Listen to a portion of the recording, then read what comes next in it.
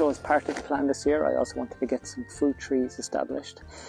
So I got 20 fruit trees, mix of apple, cherry, mulberry, plum, and I planted them in 2 rows. So one here along the centre, and then one over on the east boundary.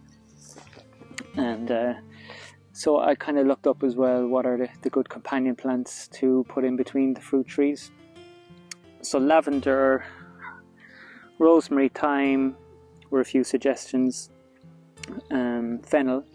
So I just picked a few different plants. I just want a bit of diversity around here. I put in some marigold flowers, an odd strawberry. I grew a bit of crocosmia from seed. And I'm sure I'll add more over time. Some oregano. And the trees seem to be doing okay. So the way I did this was I used the tractor and the post hole digger to dig the hole for the trees. That saved a lot of digging. But again, big mistake was not tarping the area beforehand and killing the grass, because it's been a real challenge to keep the weeds down here. And I've already put down 2 layers of wood chip, and I did put down cardboard when I planted the herbs, and I put cardboard around the tree base.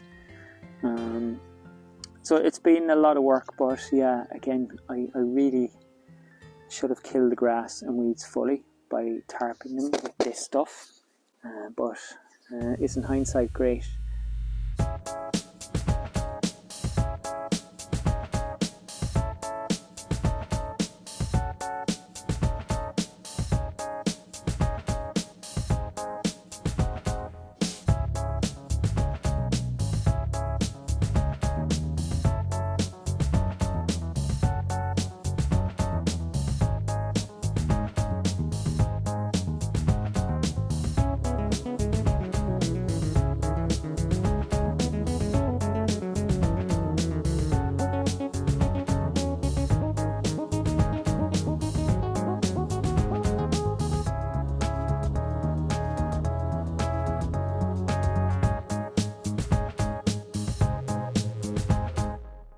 What I'm hoping for is that once the plants that I want to be here, like the trees and the flowers and the herbs, once they get healthy and I look after them and tend to them, and there's diversity, that then they'll start out competing the weeds, and hopefully it'll be less and less of a problem every year. But in general, yeah, I was really happy to get these fruit trees established this year, and amazingly, as you can see right in front of you, there's an apple. One of the few that the crows haven't absolutely mangled or pulled off the tree. So I wasn't expecting fruit from these trees this year, so if I do get one apple, that's a win. Look at that, found another one with beak holes in it. This is a raspberry bush in between some apple trees. So maybe we'll get some fruit in the autumn. I don't know. We've got a blackcurrant bush here. I got this in Lidl, would you believe? I just picked it up for a couple of euro, and it's flying it.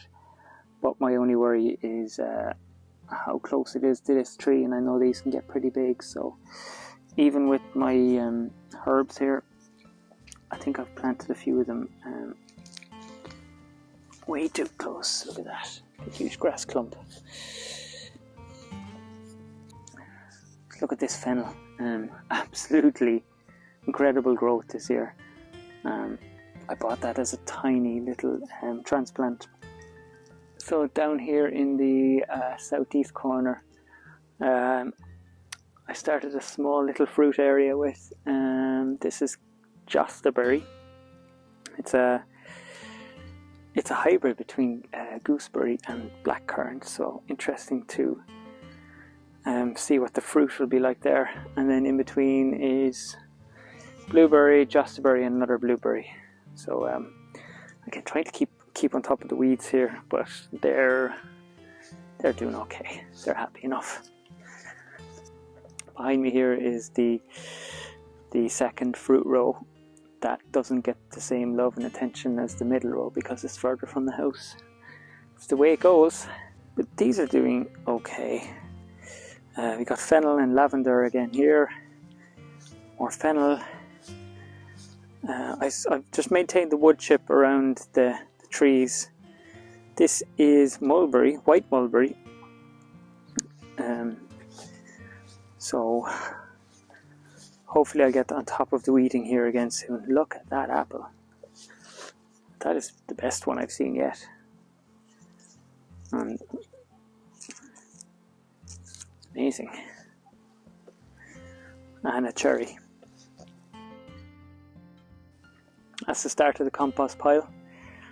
Just awaiting a home. So one of the projects on the list is a compost bay. So it's actually going to go right behind that trailer there, and it's going to be a 5-bay compost area, which just needs to be built. If only somebody would build it, like me.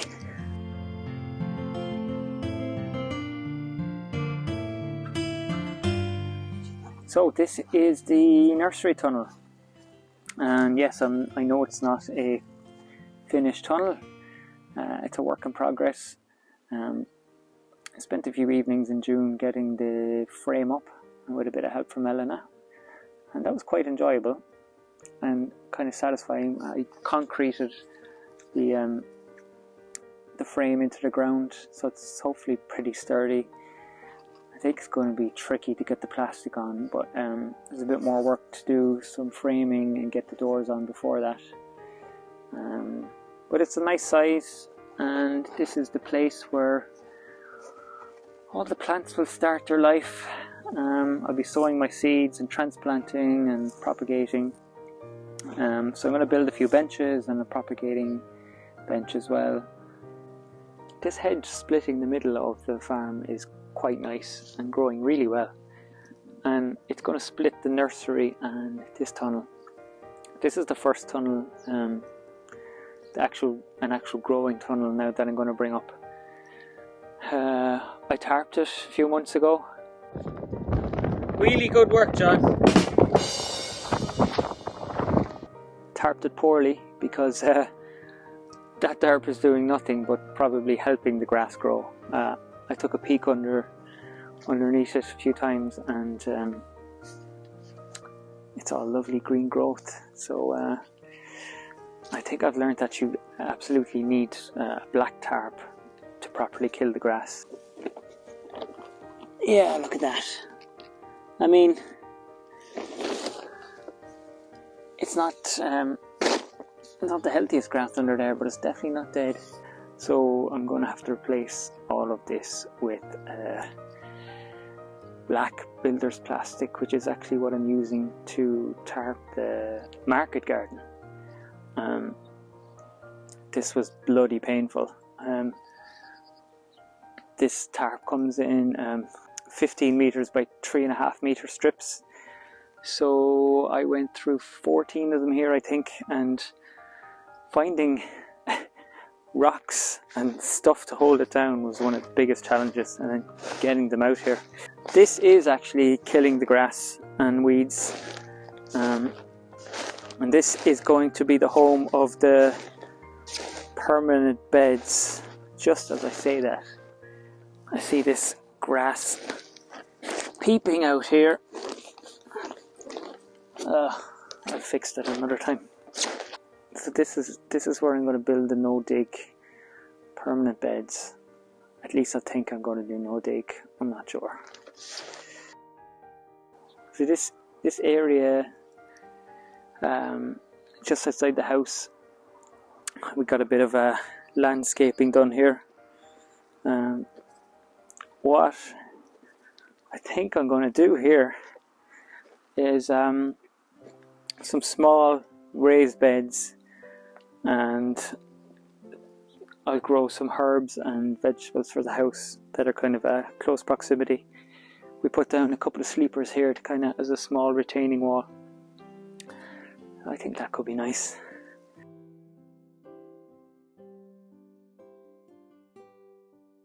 So another work in progress is my shed, and I'm standing on the concrete base that the shed will live someday, hopefully someday soon. I'm waiting on delivery.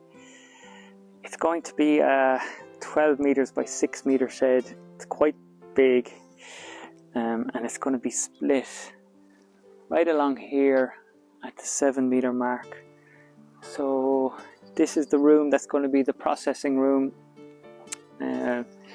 wash, pack and storage of seeds. I'm getting a cold room in there as well, and then this room behind me will be for the machinery, so the tractor and any other garden tools. Where you see those recesses in the ground are going to be roller doors, 2 roller doors, and at the back here is going to be 2 French doors. Bit of wiring going on here, it's a bit messy at the moment, but waiting on an electrician to come who's going to run power from the shed into this red duct here, which will go out into the tunnel, so I'll have power in my tunnel. And also there's a water pipe coming here, which is already thankfully piped from the well in the shed. So really all I need to do is extend this out to the areas that I need it, and that's another project on the list. But I have some I got some nice tools such as a subsoiler on the tractor now that's going to help me dig trenches, which I think is in general is going to be really useful. Everybody loves a trench. So now I've actually cleared all the, well, I say but I had some help, cleared all the animal facilities out of this area. They were kind of very old gates. There's a lot of steel that had to be cut with a grinder, and it's all in that big skip. So this yard is now freed up for storage, which is actually great because I've put all my compost here behind me, and I think I'm going to find it very useful. Initially I was going to put the shed on this, but it drops by about a foot, which is obviously there's no way I could put a shed on that. But then somebody suggested to keep this as a storage yard and build a new one right in front of it, and that's what I did, and I think it's going to work out pretty well.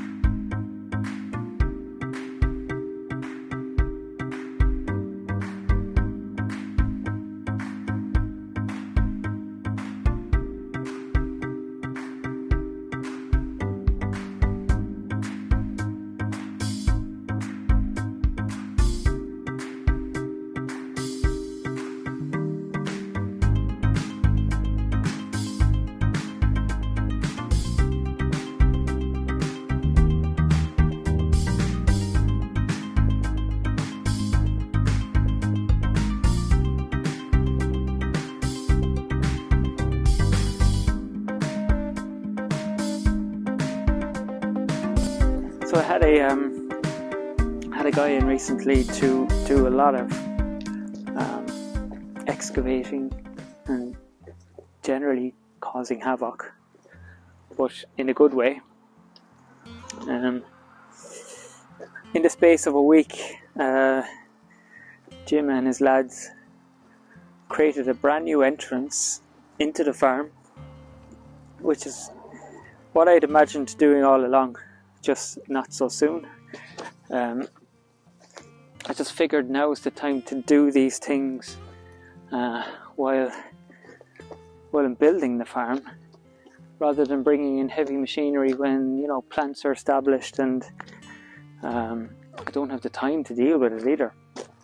So where I'm standing right now used to be a huge mound, and it was full of brambles and weeds.